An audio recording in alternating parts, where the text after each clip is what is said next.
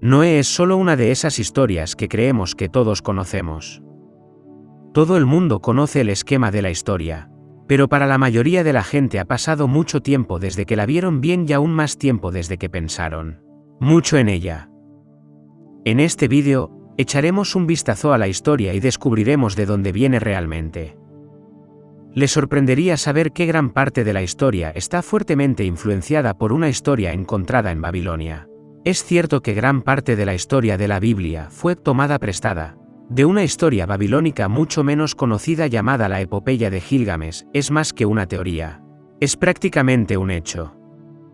El patriarca bíblico de Abraham no solo proviene del área mesopotámica, lo que explica por qué las historias fueron incluidas en el libro del Génesis. También hay tantas similitudes entre las historias que es más fácil mirar solo en que difieren los dos relatos. En este vídeo, veremos esas historias y veremos qué podemos descubrir por nosotros mismos.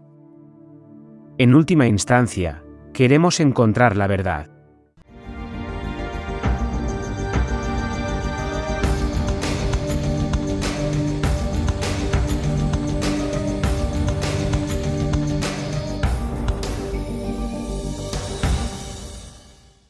¿Qué tipo de evidencia hay de una inundación catastrófica?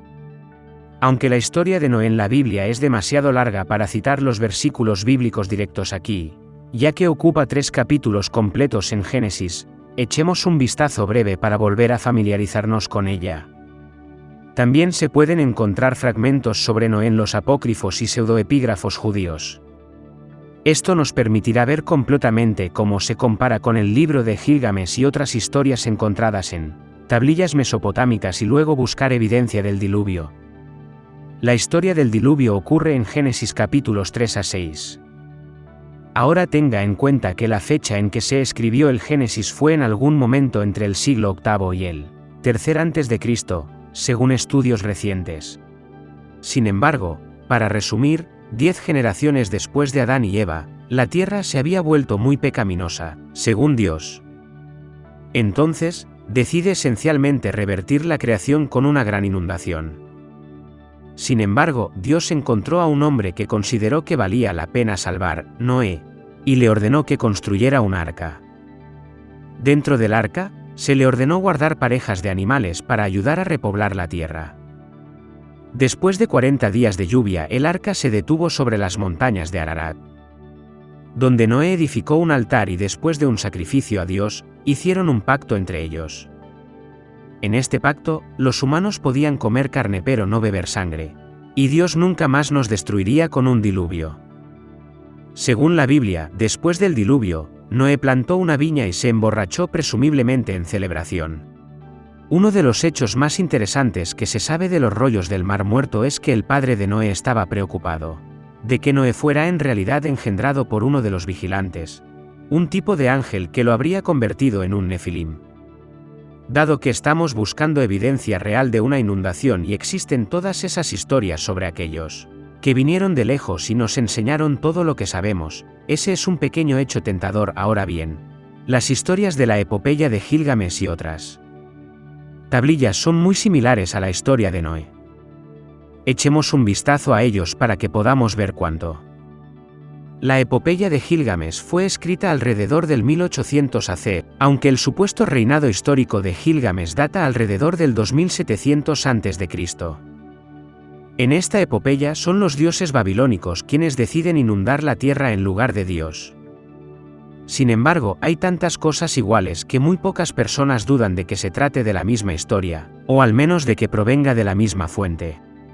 Una de las pocas diferencias es el número de días de lluvia.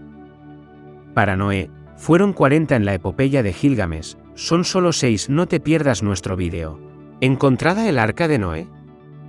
El controvertido descubrimiento. Uno de los mitos sobre el diluvio incluso más antiguos que se escribió es la epopeya mesopotámica de Atrahasis. En la tercera tablilla de esta epopeya, contiene la historia del diluvio. En esta versión del diluvio, el dios Enki se encuentra detrás de un muro de juncos y advierte sobre el plan del dios Enlil de destruir a la humanidad con un diluvio. Enki propone además que Atrahasis sobreviva construyendo lo que era esencialmente un arca. Ahora bien, Esta historia también está contenida en la epopeya de Gilgamesh, por lo que solo la veremos una vez. Estos mitos son muy similares. De hecho, Noé es el 10º patriarca de la Biblia y el héroe de la historia del diluvio mesopotámico es el 10º rey antediluviano. Claramente, estos mitos circulaban por la zona y eran lo suficientemente importantes como para escribirlos varias veces. Tenga en cuenta que escribir en tablillas de arcilla tampoco era una tarea fácil. Entonces, estas historias eran importantes para ellos, bueno, ¿por qué eran tan importantes? Una cosa que enfatizaron mientras mirábamos fue la deferencia hacia Dios o los dioses.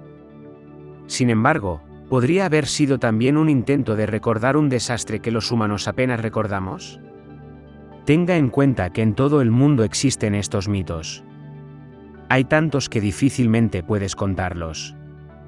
Entonces, es algo que muchos pueblos y culturas creían que sucedió. En casi todos ellos, el diluvio fue enviado por los dioses para destruir a la humanidad. También se asocian con estos mitos las historias de personas que vienen de lejos y les enseñan las artes de la civilización. Incluso en los libros extracanónicos de la Biblia había ángeles caídos enseñando a los humanos conocimientos prohibidos. Entonces, esta idea de que Noé pudo haber sido engendrado por un observador que también habría conocido tal conocimiento prohibido es bastante interesante. ¿Qué conocimiento prohibido habría aprendido de su amante observador y le habría transmitido a su hijo si fuera cierto? Aunque es divertido especular a menos que los arqueólogos encuentren una tabla o un pergamino que diga, soy Noé y aquí está la historia de mi vida, tendrá que seguir siendo una especulación. Es mucho más interesante situar a Noé en un contexto más amplio, que lo sitúa como un personaje fuertemente tomado de la epopeya de Gilgamesh. Ahora bien, la epopeya de Gilgamesh es claramente mucho más antigua que el Génesis. Las historias pueden datar de la misma época, pero fueron escritas mucho más tarde y luego modificadas para adaptar la fe religiosa a sus enfoques particulares. Ahora bien, como vimos, las razones del diluvio expuestas en las historias son muy diferentes. Una es que la humanidad es absolutamente pecadora e irredimible. En el otro, simplemente molestamos a los dioses. Una explicación para esto es la datación desde que la humanidad había progresado en los miles de años transcurridos entre ellos. El énfasis cambió de seguir únicamente la voluntad de los dioses a ser también una persona moralmente recta en esa época. Eso explica el cambio de enfoque, pero ¿qué pasa con la inundación real? ¿Existe alguna evidencia de una inundación real? Las inundaciones durante el último periodo glacial ocurrieron periódicamente. Ahora bien, ¿qué más sabemos que data de esa época? Los templos que se encuentran en Turquía, Göbekli y Karahan Tepe. Podría haber un vínculo allí, sin embargo, hay algunas teorías que son aún más atractivas y que deberíamos considerar. Shuruppak es una ciudad mesopotámica que estuvo en manos de la versión real de Noé, y cuando fue desenterrada se encontró una capa de inundación que data del 2900 a. La geografía de la zona mesopotámica cambió sustancialmente cuando el nivel del mar subió tras el final del último periodo glacial. Como hemos comentado en vídeos anteriores, durante el último periodo glacial hubo mucha más tierra disponible para asentarse que rápidamente se llenó de agua. Esta área es mucho más grande de lo que piensas. Las estimaciones del tamaño de esa zona muestran que solo en Mesopotamia había varios cientos de kilómetros más de tierra. Las áreas por encima del nivel actual del agua se colonizaron rápidamente alrededor del 5500 a.C. Aún más emocionante proviene del trabajo del arqueólogo Bruce Massey. Ha postulado que hubo un impacto de asteroide oceánico en el Océano Índico durante un eclipse solar. Este impacto habría provocado un tsunami. Según él, esto apunta al año 2807 a.C., lo cual estaría respaldado por esa capa de inundación encontrada en Shuruppak. Es como una cebolla con infinitas capas. Al final, es posible que nunca estemos completamente seguros de qué causó estos mitos sobre las inundaciones. Hay muchas inundaciones para elegir. Quizás todos se fusionaron y fueron recordados como uno solo. Parecería que el fin del último glacial era un candidato fuerte considerando la naturaleza global del mito del diluvio. Lo que parece claro es que la inundación que inspiró estas historias fue lo suficientemente vasta e importante como para ser recordadas. No solo recordados sino mantenidos vivos en algunas de las primeras literaturas que escribieron los humanos. Solo por esa razón deberíamos examinar detenidamente lo que tienen que enseñarnos sobre el pasado.